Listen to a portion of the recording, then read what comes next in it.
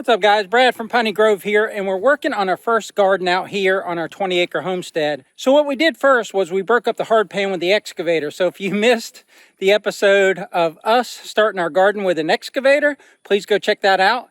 But today what we're going to do is we're going to spread out all these loads of dirt. So we had a driveway project where we ripped up all the organics and the grass, and we dumped probably 15 or 16 bucket loads into the garden here to just kind of enrich the soil, because that soil actually had grass growing in it and could do nothing but help this soil here, which tends to be a little tight, a little thick with clay.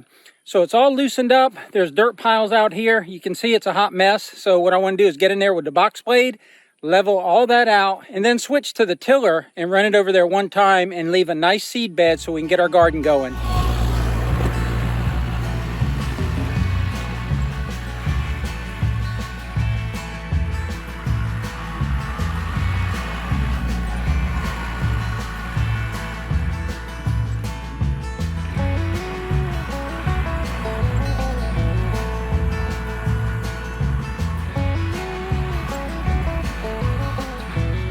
Some pretty deep ruts in there. I got them mostly filled in. I don't want to pack it down too much, so I'm going to go the other way and try and smooth it out that way, and then maybe one more long ways and then switch to the tiller.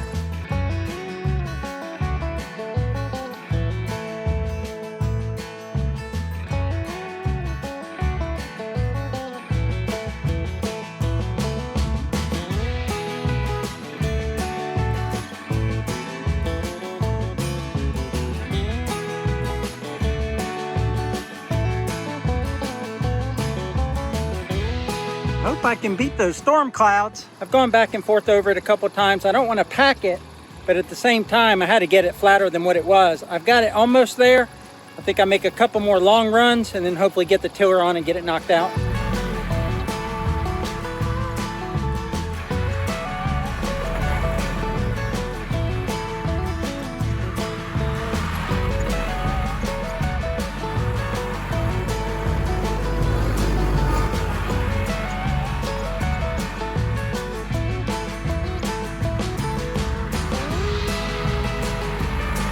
It's not perfect, but I don't want to repack it. There's still a lot of grass in there, so that doesn't allow the box blade to feather it perfectly. I think it's going to be good enough to get the tiller in there. Now, a tiller is not a leveling device, so you got to get it as flat as possible before a tiller. But I think the little bit of hills that are in there will be okay for the tiller. I got the tiller on, and it's set to its max depth. So now we're going to till it. This should go pretty fast, and it should leave a really, really nice garden when we're done.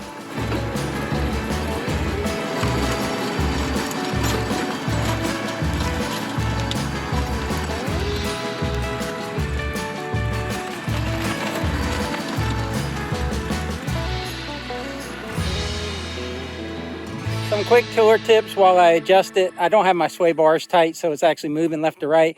But I'm in low gear, wide open throttle, and I drop the tiller and I try to maintain a smooth, steady speed. So if you stop and start throughout, you're going to leave little hills. So you want a steady, smooth speed going across there. And the slower you go, the more it will till it. So what I've got is I got it rocking back and forth because I didn't tighten my sway arm. It's no big deal. That this one was loose from attaching the tiller. I didn't plan on having it on very long, just long enough to do this garden and take it back off and put the box blade on. But you see, you can never do anything halfway. It'll tell on you. Okay, second pass.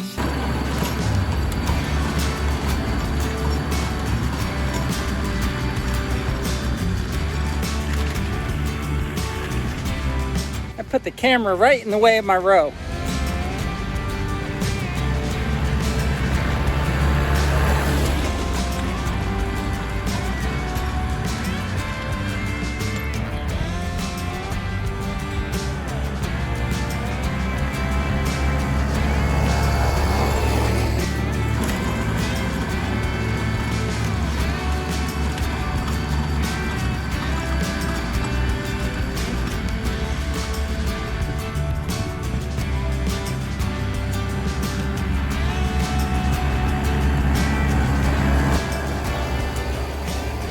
There it is, guys. You see the smile on my face. It's all tilled in and looking good. But that's what it looked like just a week ago. It was just raw pasture. And now it looks like that. So it's 50 by 30, 1,500 square feet. And these poles, the big ones right here towards me, are going to be used for a bean trellis, and the other ones are tall so that we can wrap a deer net all the way around it because we have a lot of deer out here on Piney Grove. That's going to do it for today's video. We sure appreciate you guys watching. We're going to throw up some links to a couple of our other videos, but until next time, y'all take care out there, and remember, life's short, tractor hard. Remember when I said I hope I beat the rain? It started raining as soon as I got the tiller off the tractor.